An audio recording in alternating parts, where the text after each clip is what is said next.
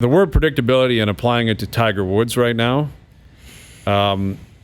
sadly, it's predictable that when he goes into a new tournament, you're like, he's going to blow up and look awful and miss the cut. And if you were going to pick a list of 7 guys of who had a best chance to win, he'd be on your list. You could probably spin it both ways. Would. Based on obvious talent and pedigree and finding a way to step up in the biggest moment. But the Northern Trust began today. Beautiful course in Jersey. Right on, you can look right across the Hudson, I believe it is, into Manhattan.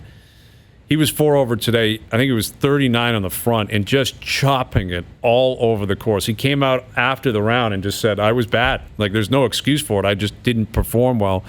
The back has been flaring up again. The injury problems have been there. I mean, I've had those days where this is Tiger Woods we're talking about here. That's right, too. Like, it's gotten to a point where I'm starting to wonder, how far away is he from shutting down the rest of the year? Should we be more amazed that he won the Masters? I think that's basically what we're saying. We might be more amazed that he won another major. Because when he won the major, you knew these conversations were coming. The Jack record's back on the table. Well, not only that, but all his favorite courses were lined up.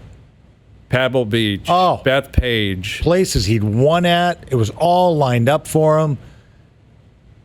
But then again, he can't make cuts now. Like, he doesn't look right. The health is going to be a factor. I do think the health. He went through so much health-wise, and he worked so hard to get back, but it's still there. I think it makes the Masters that much more of a miracle, that much more of a Hollywood story. But when he's in incredible. It's so much more exciting. It's so much more exciting. It's just, and I don't necessarily want to see him win, but I want to see him on that leaderboard on that last day. But I'm not banking on it anymore. Like this year anyway. Like now, if he takes off for another year, goes through his rehab, comes back at 100%. I'm not saying he can't or won't compete again. Here too. But he's running out of time, and I think there's also a mental factor in all this, that when he won the Masters, that might have been such a relief for him that... Yeah, very well might have. That's a good point, because the focus on the length of time between 14 and 15, the majors, that could have been something that was the accomplishment in itself. Well, he didn't play again. Can I ever win another one? He didn't play again until the PGA at Bethpage. Mm-hmm. Like, he just shut it down and celebrated. Like, that's not Tiger Woods. Mm-hmm.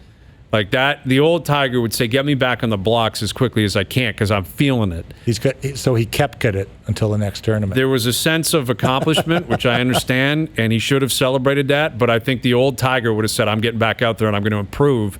I think the new Tiger was like, I can't believe I just won that. And I'm so happy I won it. I'm going to bask in it. And quite frankly, I don't care if I win again anytime soon. So I think the drive will show up again for him. I'm not doubting that he can and will compete again. But I think we got a little bit carried away after the Masters, this idea that, okay, now he's going to run off wins again. Because of the way he wins. When he wins, it looks so Tigerish. But it's nostalgic, right? Like you think, here we go. It's a flashback. It is. If you see him win the tournament, you're like, okay, he's capable of doing it. Let's go back to 2001. The roars are still louder. They just are. They're louder for Tiger.